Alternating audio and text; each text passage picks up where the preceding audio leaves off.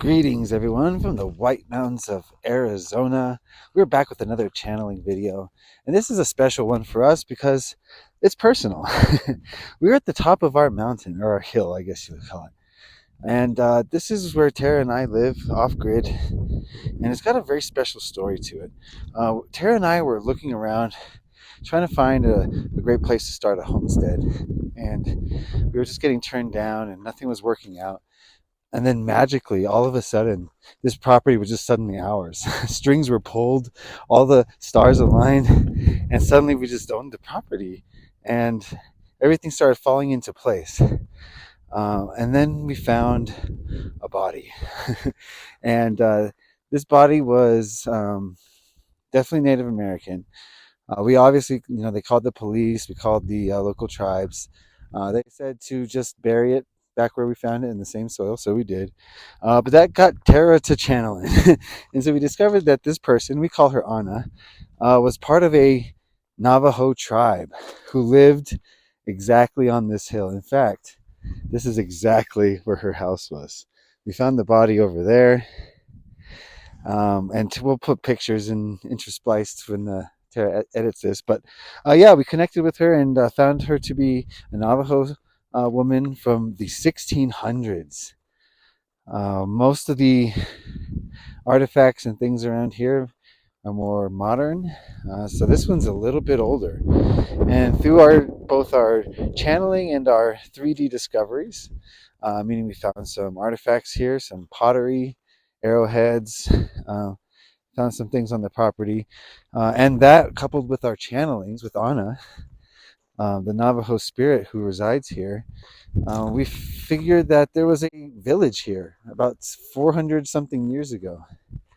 And we've been communicating with Anna, getting every bit of information we can, but we thought we'd put this on camera for you today and do it live. We always have more questions for her, and we're just going to find out more about this property, more about these native people who lived here before, more about these spirits who reside over this property, who've allowed us to live here. In fact, they called out for us specifically.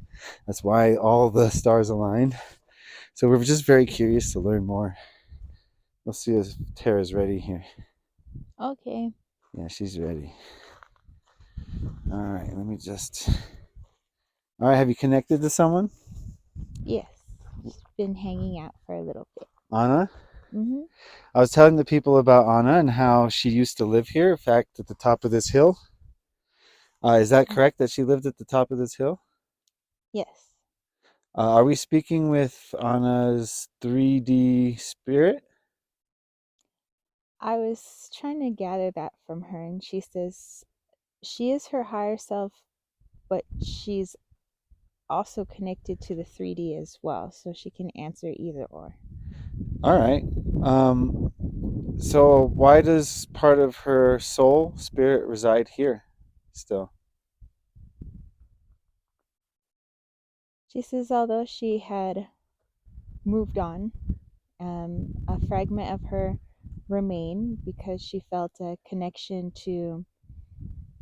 It's kind of like a giant doorway or portal is here, and she feels responsible to take care of it. And since her energy is infinite, a fragment of it wouldn't matter. Okay, so she's caring for this land? Yes, she made a promise energetically. So what control does she have over this area? What can she do?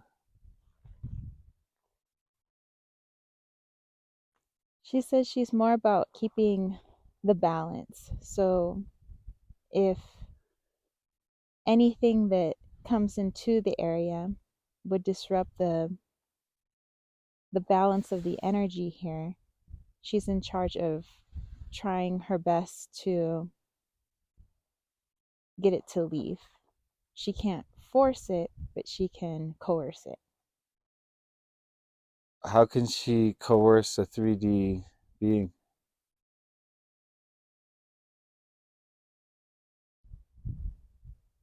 She said, of course, there's the tactics where you can utilize that person's energy to affect their own environment to their disadvantage. And if people get too frustrated, they'll end up leaving. So she uses our negative energy to create more negative energy. Yes, Oh, so she's just using the energy that's already there. yes, Can she do the opposite? Can she amplify good energy? yes. Has she been doing that with us? She says she's been doing the best she can, but since she can't manipulate free will, she just is a gentle push to keep balance. She said it's very important to balance the energy here. She said it's like a magnet that can flip to its positive or negative at any time. And since everything is amplified, like a giant quartz tower, you want to make sure that what's vibrating here is of a balanced nature. Why is the energy here so powerful? She said there's a couple energetic highways that if you were to strip the 3D of the earth and just look at it as an energetic map, there's two large energetic highways below the Mogollon region. Beneath the surface? Yes, but it's not something you can dig for. It's just something that's there. It's in 4D, Yes. but not 3D. It is and it isn't. 3D, the energy would mold the things that are here, but you wouldn't be able to physically see that energy with 3D eyes, but you can see its effect in the 3D. Such as the twisty trees. Yes. What will this energies How will this energy affect us in 3D, Tara and I? It's important that you stay as grounded as possible. Although the trees may twist, you want to remain sovereign over your own form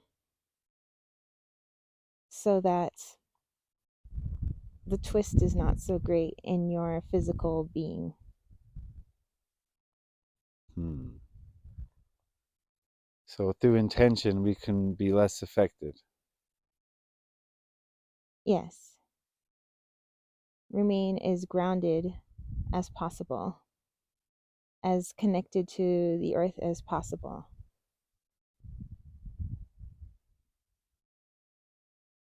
Are either Tara and I ungrounded? You go through bouts of extreme ungroundedness. You have to be able to spot it, anchor in every day. Otherwise, just like a tree, you'll be twisted and twisted over time, unless that's something that you want. In what way? How are Tara and I successful in grounding? What activities help us? Whenever you're doing something with the land, whether connecting to the water that's here, the animals that are here, touching the leaves, breathing the air, getting the dirt under your fingernails, you're attuning yourself to this land. Part of the attunement is to get in harmony. To get in harmony, you have to harmonize your own frequency first, then harmonize together the frequency of yourself and the frequency of this area.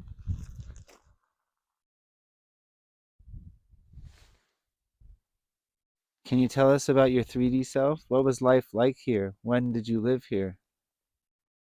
Very simple. I was born before the Spaniards, and Later they came. We were not scared.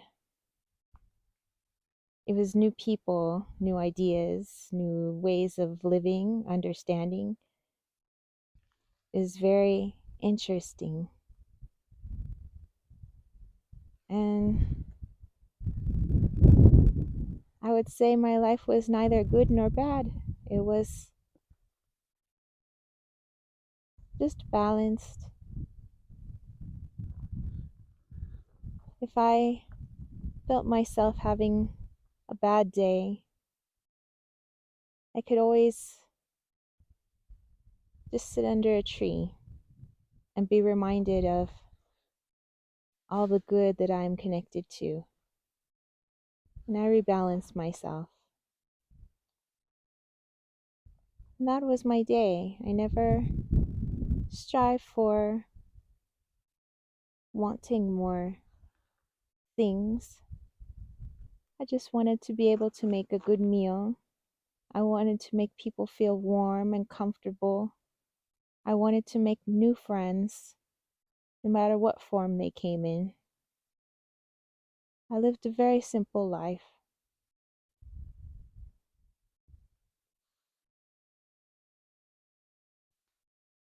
Was the environment different when you lived here than it is today? Slightly different. There are more flowers in this region. There are more of your pine trees, a lot more junipers. It was just thicker, more places to hide. Was there a lake? Yes, Were there constantly flowing streams? it depended on the season, but it's normal. The water is higher or lower depending on our season, but the water is always there.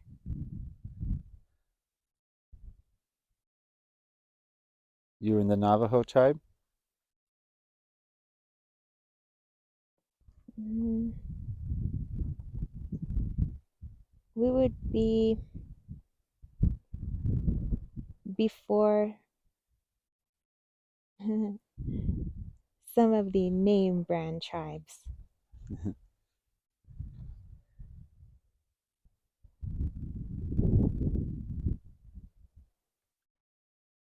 Was there a village here? There was a lot here. It was more a community, I guess, than a village.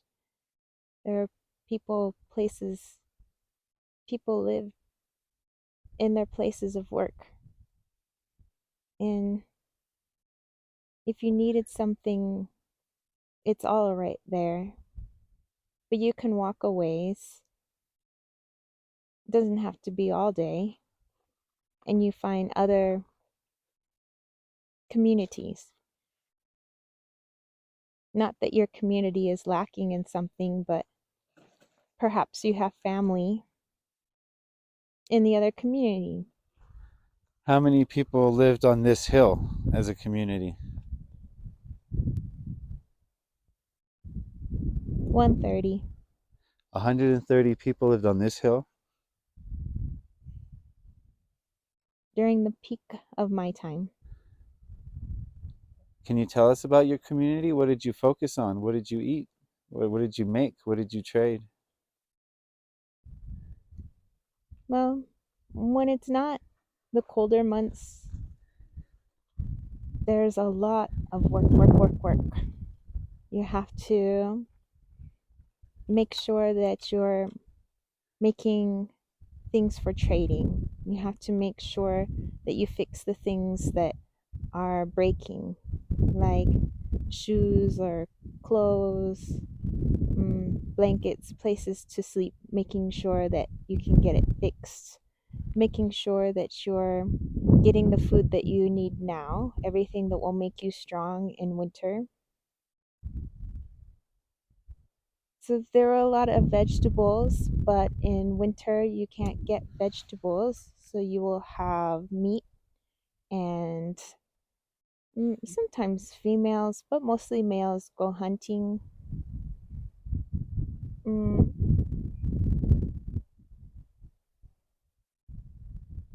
One thing we won't eat is bird.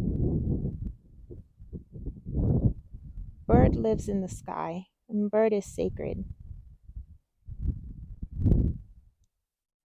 But the animals do give us the fur that we need to stay warm. They give us the food that we need to stay alive when it's cold. But this is what we do. We just prep and prep and take care of our own animals. You had cats. Not till I was older. The Spanish brought them. I'm not sure. It was just something we had someday. Then there was cats. Were you always at peace with other communities? There is the occasional skirmishes. Boys get too hot. They want to fight. But for the most part, if you just allow the two that were angry with each other to fight, not involving anybody else, it'll be over in an evening. Not too many problems. What do you think about our modern society? It's too big.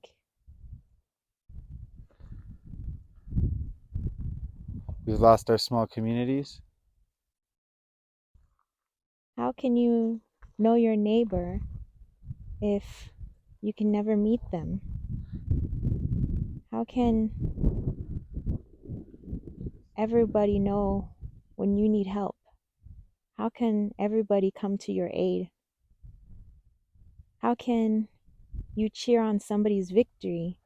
You don't even know they exist in your community. Your community is too big, so big you've lost sight of yourself, so big you've lost relationships. Everything here is a relationship. We left because of a broken relationship. If the community is too big and people lose their relationships with each other, then they forget to have a relationship with themselves. The community will die.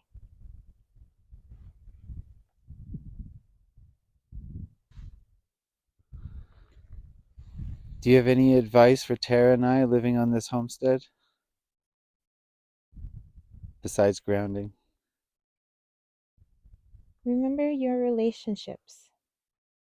You're having a relationship with everything, a relationship with your thoughts. You have a relationship with each other. You have a relationship to the land, to the energy here, to your neighbors, to the animals. Everything is a relationship.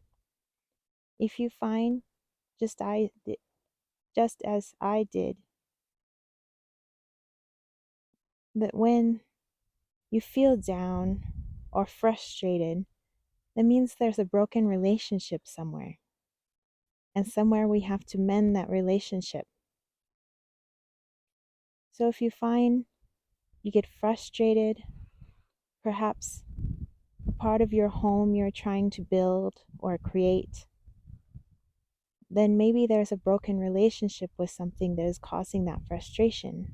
Mend the relationship, you find your project will go much more smoothly.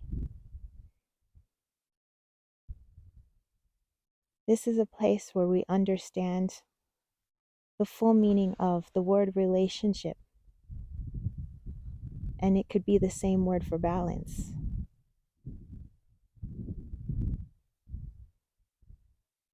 And that is really what you learn here.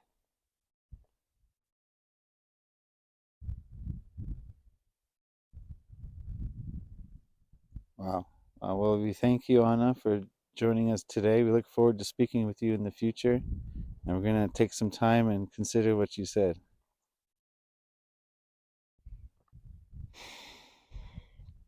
Whoa. Whoa. Here's some water. Oh, she's so tiny. Like to feel her inside, it feels like a little kid sitting in the chair. Like, oh, you're so tiny. Speaking of relationships, look what the crystal I brought. Oh, It's a twin. hey, Two crystal consciousnesses working together to create a beautiful relationship. that's perfect. No wonder. Hey, I knew to bring this one. I Wow. So you feel good?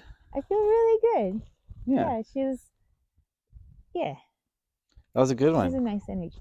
That was an easy 20 minutes. Oh, wow. Yeah. I thought we were only talking for like 5 minutes. I know I had so many more questions, but Well, she could go on and on. She just had her little blanket. She's just like, okay, I guess we're just chatting. well, we need a blanket actually. Oh, yeah, We need to go on a spiritual walk and chat. we do warm up. Yeah. So that'll be out later this week, and we thank you for watching. We encourage your ideas. And hey, if you dig all this, don't forget to subscribe. Yeah, just a button press away. All right. Thank you, Anna. Thank you, Tara. And thank you for tuning in. All right, bye. Bye.